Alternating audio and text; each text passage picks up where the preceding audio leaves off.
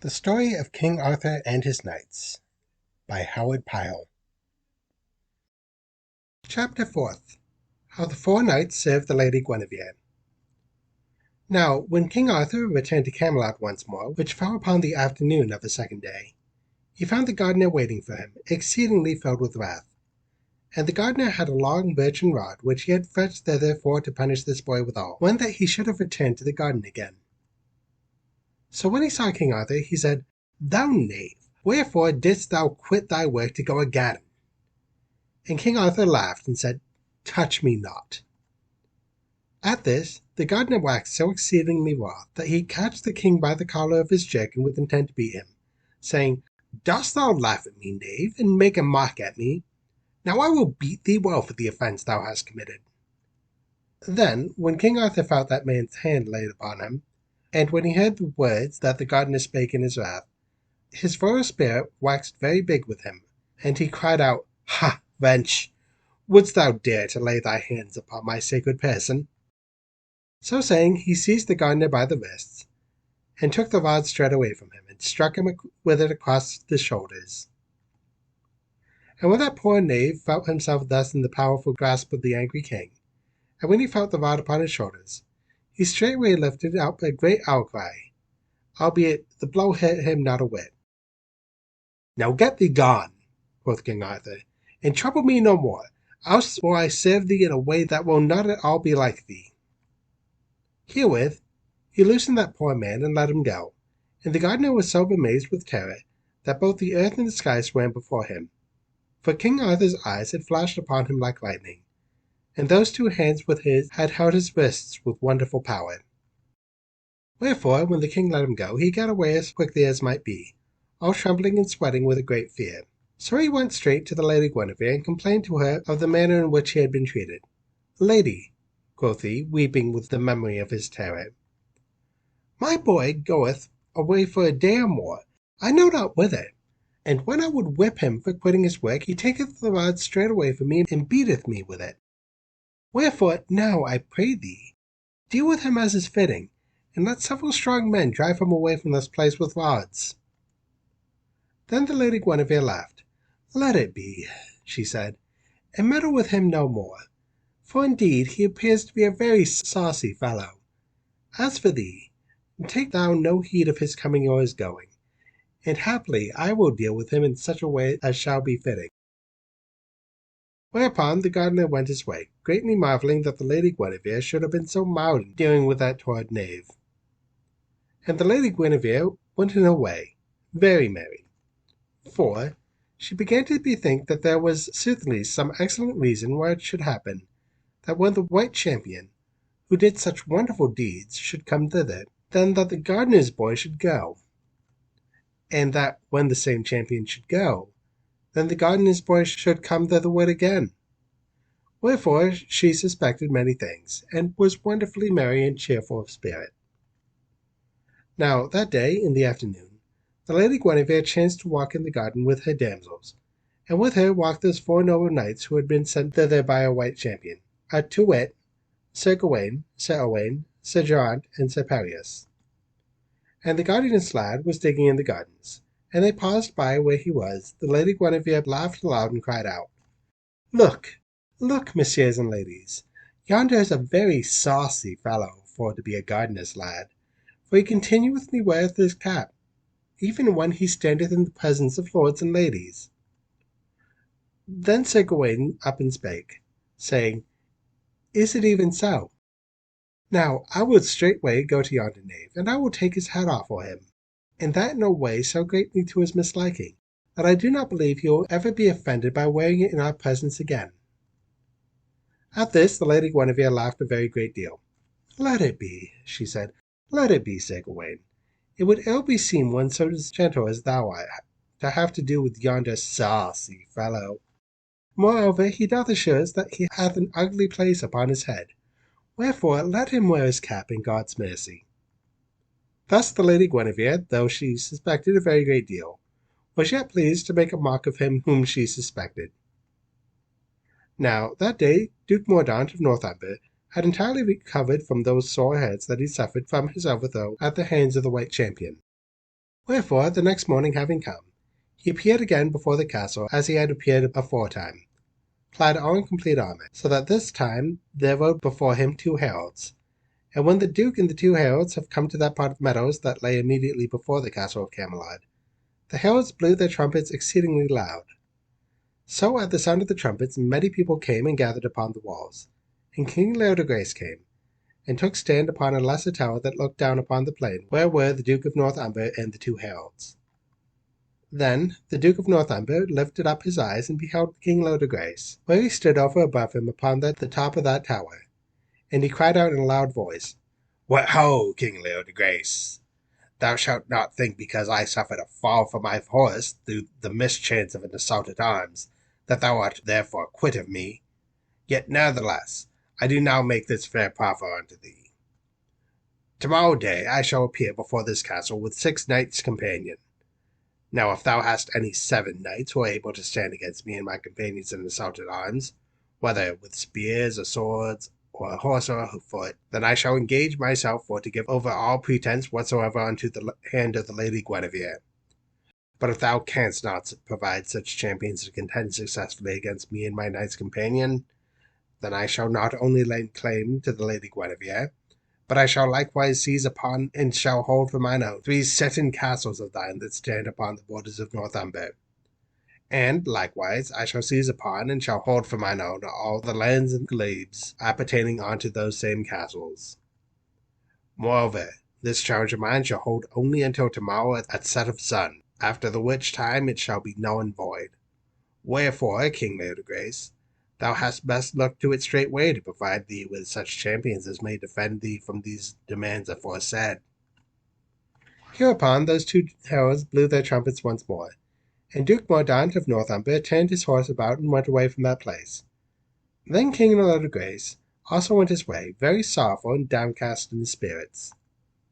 For he said to himself, "Is it at all likely that another champion shall come unto me like that wonderful white champion, who came 2 days since, I know not whence, but for to defend me against mine enemies? And touching that same white champion, if I know not whence he came, and also I know not whither he hath departed, then how shall I know where to seek him to beseech his further aid in this time of mine extremity?" Wherefore he went his way, very sorrowful, and wist not what he was to do for to defend himself. Thus being exceedingly troubled in his spirit, he went straight upon his own room, and there shut himself therein, nor would he see any man nor speak unto anyone, but gave himself over entirely unto sorrow and despair. Now in this extremity the Lady Gwenivere bethought her of those 4 knights who had been pledged to serve her for 7 days. So she went unto them where they were, and she bespoke them in this wise: "Messieurs, ye have been sent hither pledged for to serve me for 7 days. Now I do ordain it of thee that you will take this challenge of Duke Mordaunt upon you at my behest. And I do much desire that ye go forth tomorrow day for to meet this Duke of Northumber and his knights companions in battle. For ye are all terribly powerful knights, and I do believe you may easily defend us against our enemies." But Sir Gawain said, "Not so, lady, not so. For though we are pledged unto thy service, yet we are not pledged unto the service of King Leodegrace thy father. Nor have we quarrelled with any sort with this Duke of Northumber, nor with his 6 knights companion. For we are knights of King Arthur, his court, nor may we, except at his command, take any foreign quarrel upon us in the service of another king." Then was the Lady Guinevere exceedingly angry. Wherefore she said with great heat, "Either thou art a wonderfully faithful lord unto thy king, Sir Gawain, or else thou fearest to meet this Duke of Northumber and his knights companion." And at this speech of the Lady Guinevere's, Sir Gawain was also exceedingly wroth. Wherefore he made reply, "And thou wert a knight and not a lady, Dame Guinevere. Thou wouldst think 3 or 4 times ere thou wouldst find courage to speak those words unto me." Whereupon he arose and went out from that place with a countenance all inflamed with wrath. And the Lady Guinevere went away also from that place and to her bower, where she wept a very great deal, both from sorrow and from anger. Now all this while King Arthur had been very well aware of everything that passed. Wherefore he by and by arose and went out and found the gardener. And he took the gardener strongly by the collar of his coat, and held him where he was. And he said to him, Sir, I have a command to set upon thee, and thou shalt perform that command to the letter. Else, an thou perform it not, a very great deal of pain may befall thee. Herewith speaking, he thrust his hand into the bosom of his jerkin, and brought forth thence that necklace of pearls which the Lady Guinevere had given to him from about her neck. And he said further unto the gardener, Thou shalt take this necklace to the Lady Guinevere, and thou shalt say this to her thus, that she is to send me forthwith bread and meat and wine and comforts from her own table. And thou shalt say unto her that I desire her to summon those 4 knights, to wit, Sir Gawain, Sir Owain, Sir Geraint, and Sir Pelleas, and that she is to bid those 4 for to come and serve me with those things for my refreshment. And thou art to say unto her that she is to lay her commands upon those knights, that they are further to serve me according as I may command, and that they are henceforth to be my servants, and not her servants. And these are the commands that I lay upon thee, that thou art to say these things unto the Lady Guinevere. Now, when the gardener heard those words, he was so astonished that he wist not what to think, for he deemed that the gardener's lad had gone altogether mad. Wherefore he lifted up his voice and cried aloud, How now? What is this thou sayest? Verily, should I do such a thing as thou bidst me to do, either it will cost me my life, or it will cost thee thy life. For who would dare for to say such words unto the Lady Guinevere? But King Arthur said, Nevertheless, thou shalt surely do as I command thee, sir. For if thou disobey me in one single point, then I do assure thee that it will go exceedingly ill with thee. For I have it in my power for to make thee suffer as thou hast never suffered before. And upon this the gardener said, I will go.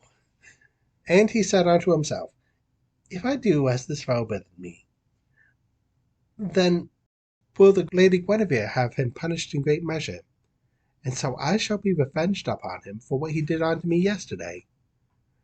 Moreover, it irks me exceedingly that I should have a lad for to work in the garden who behaves as this fellow does. Wherefore, he said, I will go. So he took that necklace of pearls that King Arthur gave him, and he went forth, and after a while he found the Lady Guinevere where she was. And when he had found her, he bespoke her in this wise, Lady, my garden boy hath assuredly gone entirely mad, for under the threat of certain great harm he would do unto me, and I performed not his errand, he hath sent me to offer a very grievous affront unto thee. For he hath sent me with this string of large beads for to give to thee, and he bids me to tell thee that thou art to send him bread and meat and sweetmeats and wine, such as thou usest at thine own table. And he bids me to tell you that these things are to be served him by the 4 noble knights who came hither the day before yesterday. And he saith that thou art to command those same knights, that they are to obey him in whatsoever he may command, for that they are henceforth to be his servants and not thine. And indeed, lady, he would listen to naught that I might say to him contrariwise, but he hath threatened me with dire injury, and I came not hither and delivered this message unto thee. Now when the Lady Guinevere heard what the gardener said, and when she beheld that the necklace which she had been given unto that white champion, and when she wist that the white champion and the gardener's boy were indeed one, she was uplifted with an exceeding joy. Wherefore she knew whether not to laugh or whether to weep for that pure joy. So she arose and took the necklace of pearls, and she bade the gardener for to come with her. Then she went forth until she found those 4 knights, and when she found them, she spake unto them thus, My lords, a while sin, while I commanded you for to take my quarrel with Duke Mordaunt of Northumber upon you for my sake, ye would not do so.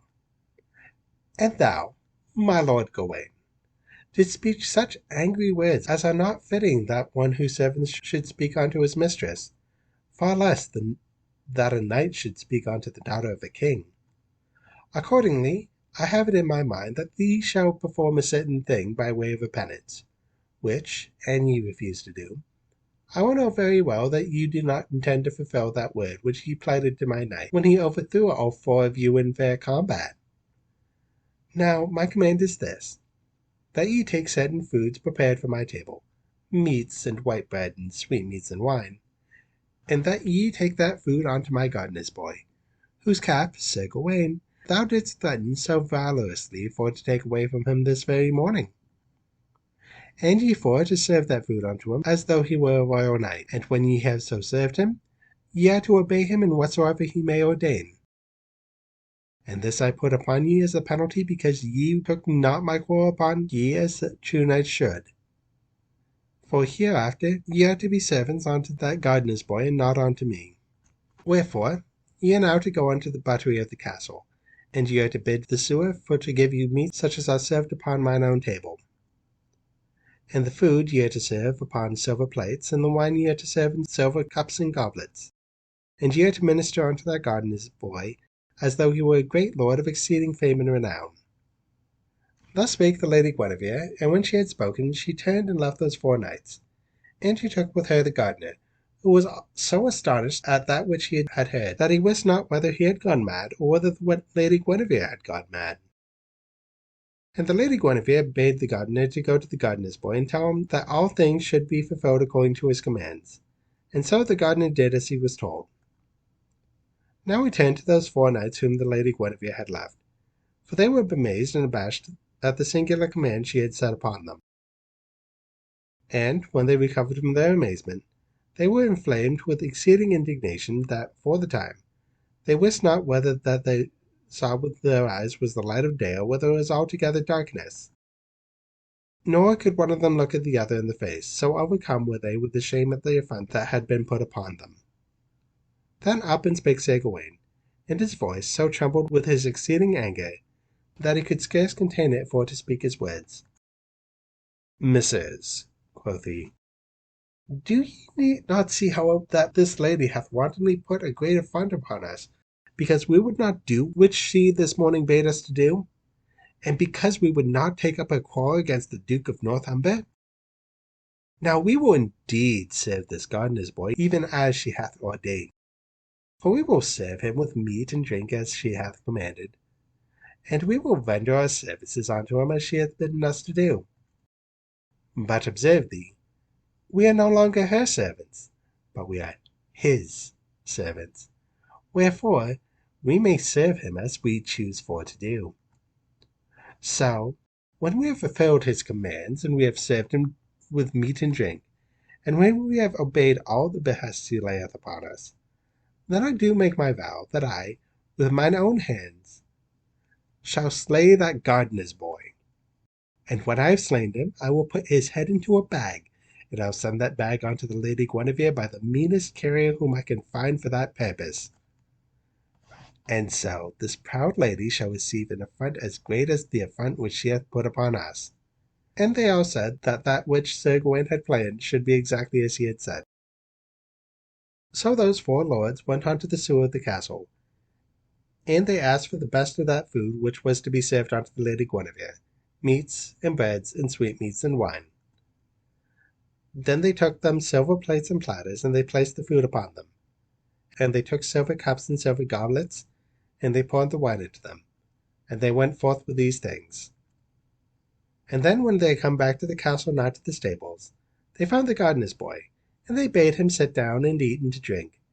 And they waited upon him as though he had been some great lord. And not one of those 4 knights wist who he was, nor that he was the great king whose servant they soothly were. For he wore his cap of disguise upon his head, wherefore they deemed to be only a poor peasant fellow. Now when Sir Gawain beheld that he still wore his cap before them, he spake unto him with great indignation, saying, Ha, villain! Wouldst thou wear thy cap even in the presence of great princes and lords such as we be? Unto this Gawain said, Let it be, it matters not. And then he said very bitterly unto the gardener's boy, Eat thou well, sirrah, for thou shalt hardly eat another meal of food upon this earth. And to this the gardener's boy made reply, Sir knight, that, haply, shall lie unto another will than thine for to determine. For maybe I shall eat many other meals than this, and maybe ye shall serve at them as ye are serving me now. And those four lords were astonished beyond measure that he could bespeak them thus so calmly and without any appearance of fear. Then, after he had eaten, the gardener's boy said unto those knights, Behold, messieurs, I have had enough and am done, and now I have other commands for you to fulfill. And my next command is that ye shall make ready straightway to go abroad with me, and to that end ye shall clothe yourselves with complete armor. And thou, Sir Gawain, shalt go to the head stable keeper of this castle, and thou shalt demand of him that he shall make ready the Lady Guinevere's palfrey, so that I may straightway ride forth upon it. And when ye are encased in your armor, and when everything is duly appointed according to my command, ye shall bring that palfrey unto the postern gate of the castle, and there I shall meet ye for to ride forth with you. And Sir Gawain said, It shall be done in every way according as thou dost command. But when we ride forth from this castle, it shall be a very sorry journey for thee. And the gardener's boy said, I think not, Sir Gawain. Then those four went away and did according as the gardener's boy commanded. And when they had made themselves ready in full array of armor, and when they had obtained the Lady Guinevere's palfrey, they went on to the postern gate, and there the gardener's boy met them. And when he saw that they sat their horses, and that they had not moved at his coming, he said, Ha, messieurs, would ye so entreat him whom ye have been ordained to serve? Now I do bid ye, Sir Gawain and Sir Owain, for to come down and to hold my stirrups for me, and I bid ye, Sir Geraint and Sir Pelleas, for to come down and hold my palfrey for me whiles I mount. Then those four noble knights did as they were commanded. And Sir Gawain said, Thou mayst command as thou dost list, but I do bid thee to make the most of it whilst thou may do so, for thou shalt have but little while longer for to enjoy the great honour that hath fallen upon thee. For that honour which has fallen upon thee, lo, it shall presently crush thee unto death. And the gardener's boy said, Not so. I believe I shall not die yet whiles. And again those four lords were greatly astonished at the calmness of his demeanour. And so they rode forth from that place, and the gardener's boy would not permit that they should ride either before him or beside him, but he commanded them that they should ride behind him whilst they were still servants unto him. So they rode as he assigned for a considerable way. Then after they had gone forward a great distance, they drew nigh to a gloomy and dismal woodland that lay entirely beyond the country co-adjacent to Camelot. Then, when they had come nigh into this woodland, Sir Gawain rode a little forward, and he said, Sir gardener's boy, seest thou yonder woodland? Now when we come to it thou shalt immediately die, and that by a sword that hath never yet been touched by any but noble or knightly blood. And King Arthur turned about in his saddle, and he said, Ha, Sir Gawain, wouldst thou ride forward thus while I bid thee to ride behind me? And as he spake he took the cap off from his head, and lo, they all beheld that it was King Arthur who rode with them. Then a great silence of pure astonishment fell upon them all, and each man sat as though he were turned into an image of stone. And it was King Arthur who first spake. And he said, Ha, ha, how now, Sir Knights? Have ye no words of greeting for to pay to me? Sirs, ye have served me with a very ill grace this day. Moreover, ye have threatened to slay me, and now, when I speak to you, ye say naught in reply. Then those four knights immediately cried out aloud, and they leaped down from off their horses, and they kneeled down into the dust of the road. And when King Arthur beheld them kneeling there, he laughed with great joyfulness of spirit, and he bade for them to mount their horses again, for the time was passing by when there was much to do. So they mounted their horses and rode away, and as they journeyed forward the king told them all that had befallen him, so that they were greatly amazed, and gave much acclaim unto the knightliness with which he had borne himself in those excellent adventures through which he had passed. And they rejoiced greatly that they had a king for to rule over them, who was possessed of such a high and kingly spirit. So they rode to that arm of the forest where King Arthur had left his horse and his armor.